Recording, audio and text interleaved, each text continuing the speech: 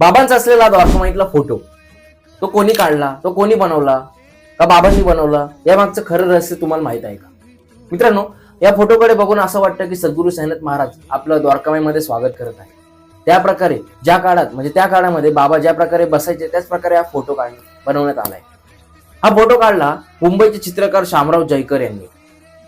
ते जेव्हा शिर्डीमध्ये बाबांच्या दर्शनाला आले तेव्हा त्यांनी बाबांचं छायाचित्र काढण्याची इच्छा व्यक्त केली, पण बाबांनी नकार देऊन दिला की मी एक भिकारी आहे, मी एक फकीर आहे, माझा फोटो काढून तुम्हाला काय भेटणार.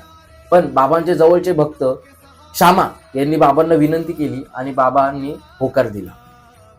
शामराव जयकर यांनी बाबांचे 4 फोटो म्हणजे 4 छायाचित्र काढले.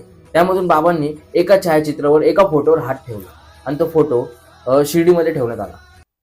आज आपण जो फोटो द्वारकामाईमध्ये पाहतो तो ओरिजिनल फोटोची फर्स्ट कॉपी आणि ओरिजिनल फोटो दोन्हीमुळे काय प्रॉब्लेम नको होण्यासाठी तो आज शिर्डी साईबाबा म्युझियम मध्ये ठेवण्यात आलाय. मित्रांनो, या फोटोकडे बघून खरंच असं वाटतं की बाबा आपल्या द्वारकामाईमध्ये स्वागत करते.